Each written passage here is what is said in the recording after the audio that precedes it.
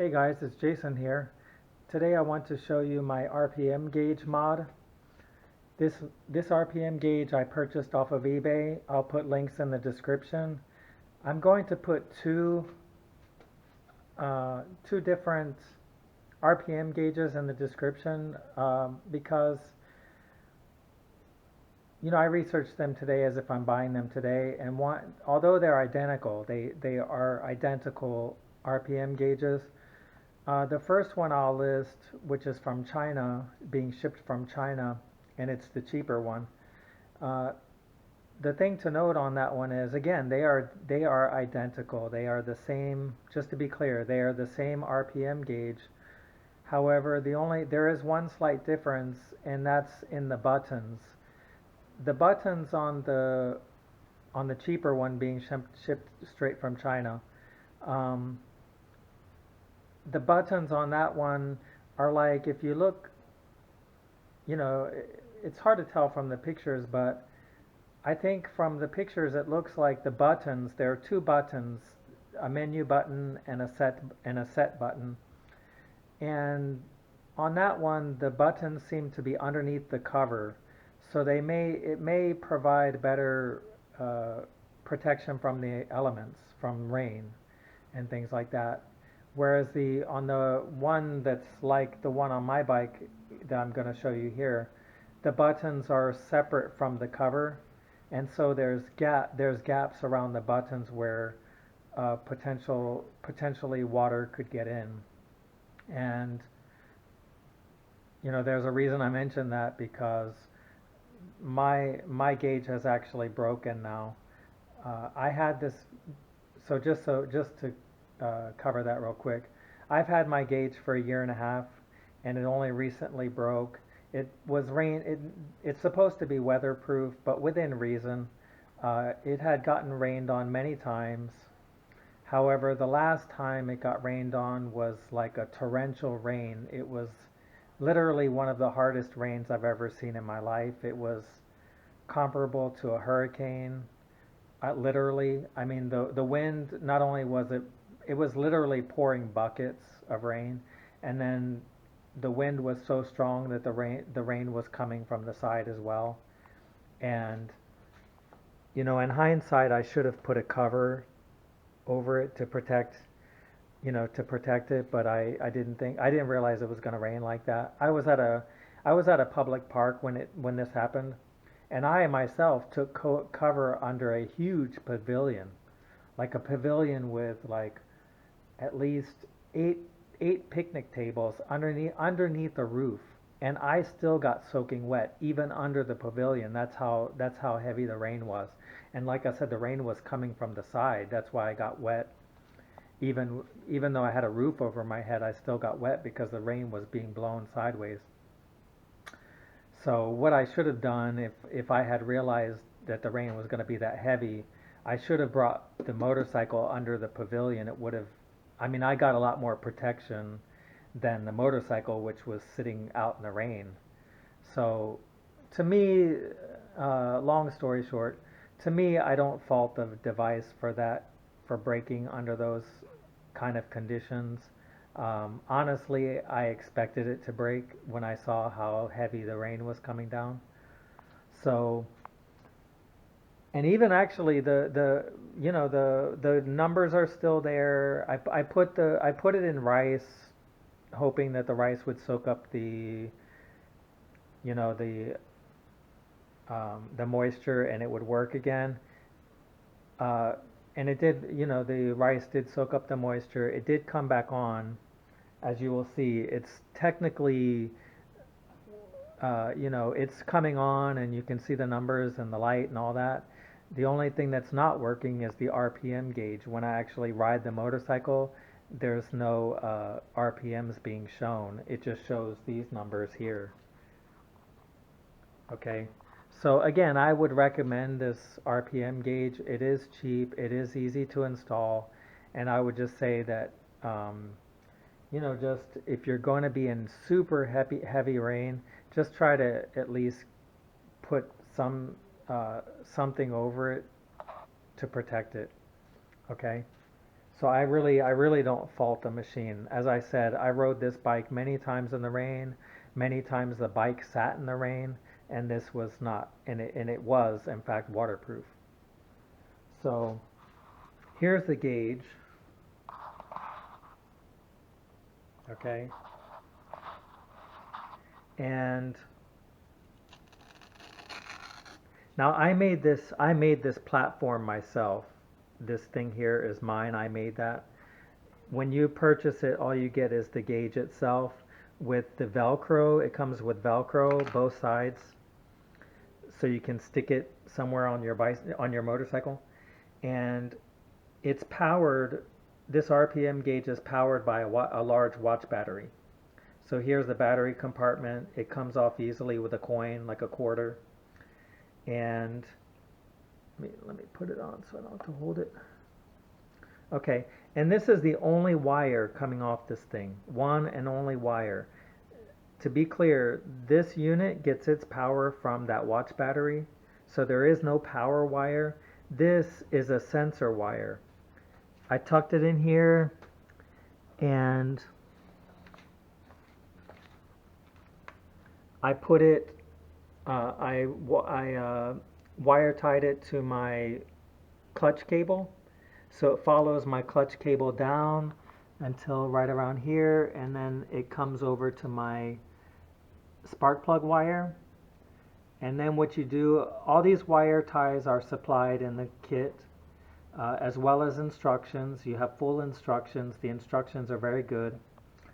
And so you lead the wire down, you wire tie it here to secure it to the spark plug wire. Then the instructions say to wrap it at least 5 times around. So 1, 2, 3, 4, 5, 6. I did 6 for extra measure. And then you put another wire tie to secure it so it stays. And the end of the wire is not attached to anything, as you can see. It just sits free. And that's it. As far as installation, that's all there is to it. Now, once you get it installed, you don't need to run the motorcycle. You don't need to start up the motorcycle. You just go to well, the instructions will tell you how to do it. I don't have the instructions in front of me, but I'll just show you the only things you really need to set to get the RPM gauge to work is, as you can see, it has a backlight, which I'll explain in a second. But there's your it says RPM 7,000.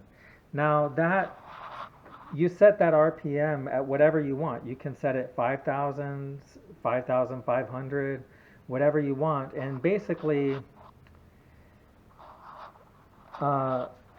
when your RPMs get up to that level, so in my case 7,000, then the backlight will come on like that, and it will tell me that I'm at this RPM. Now, there's 2 ways that you can use that function. The first way is you could use it the way I'm doing, which is a warning that I'm getting close to the red line. So the red line on this bike is 8,000, and to go from 7,000 to 8,000 on the red line is very fast. It's not very long. So the way I am treating that function is I'm treating it as a warning that you're getting close to the red line. And so the backlight will come on, and I'll see it come on and go, whoop, what is that? And then go, oh, okay, I'm getting close to the red line, better cool it. Okay? Now, there's a second way you could use that function, and that is that you could use it as a shift light. So for example, I normally shift at 6450 RPMs is where I normally shift.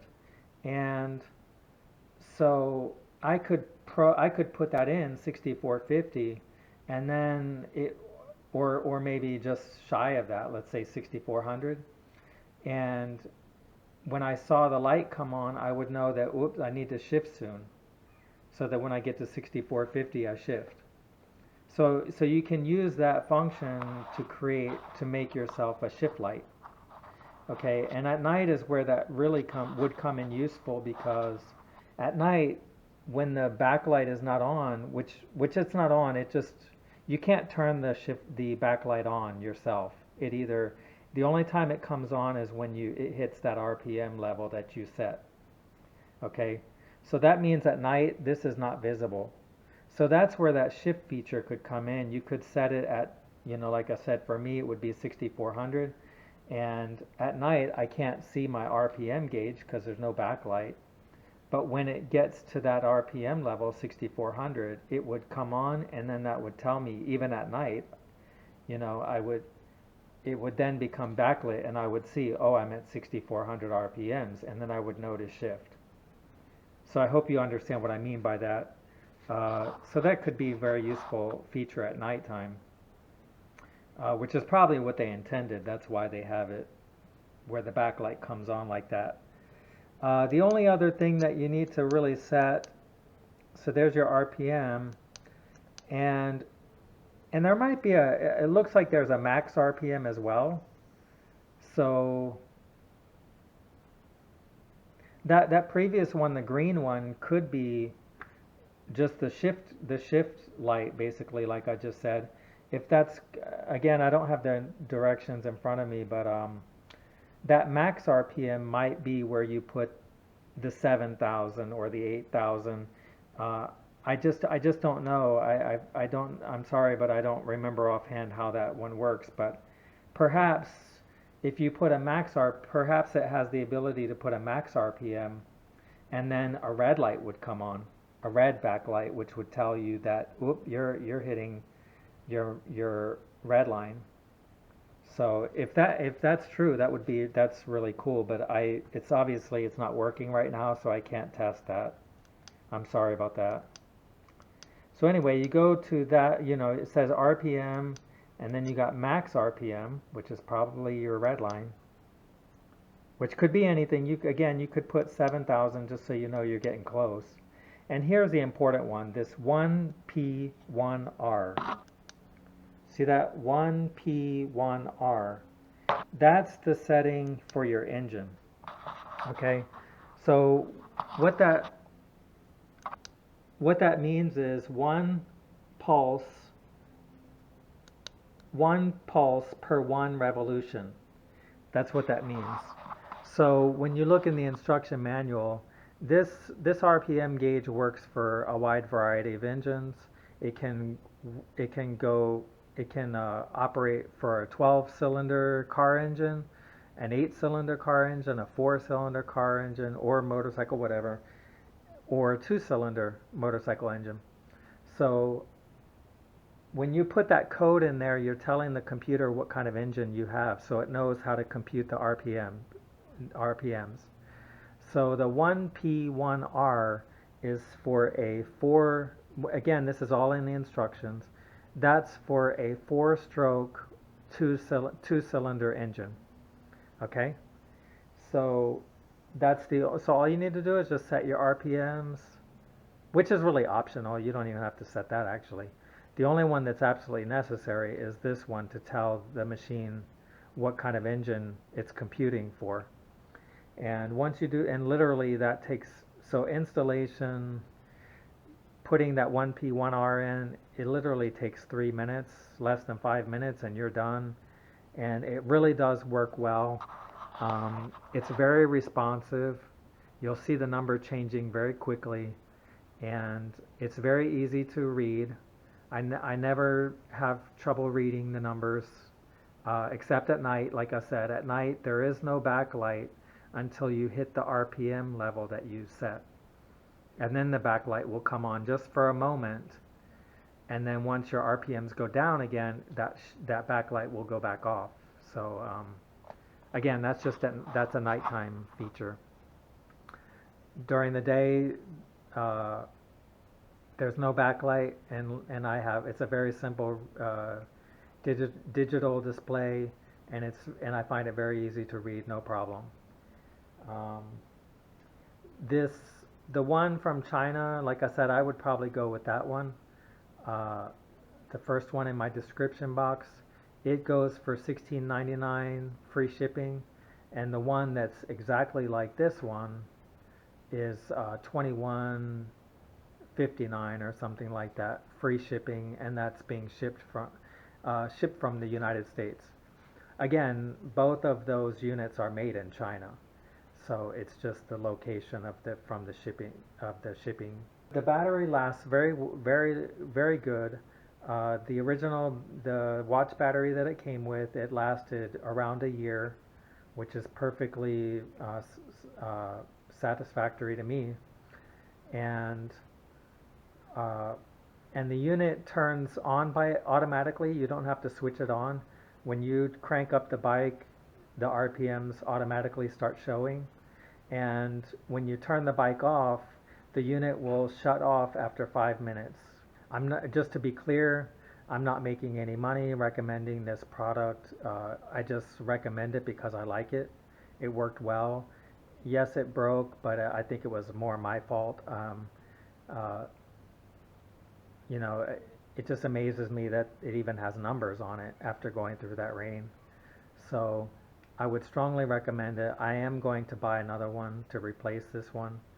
And because I believe in the product, I am happy with its performance for that almost year and a half that I've had it. Okay, now I'm going to show you the dimensions of the RPM gauge. Here's a diagram for you showing the dimensions. So the width of it is 68 millimeters. The thickness is 17 millimeters. The height is 38 millimeters. And then the display itself is 18 millimeters by 41 millimeters. That's the size of the display itself right here. Okay, so the only other thing I would add is there's a few other numbers that are displayed on this RPM gauge, you know, that some might find useful. To me, they're not even worth mentioning. I find the information to be silly. So the only thing I'm using it for is purely the RPM number. So that's it. I hope you enjoyed this video and find it useful. And until next time, bye bye.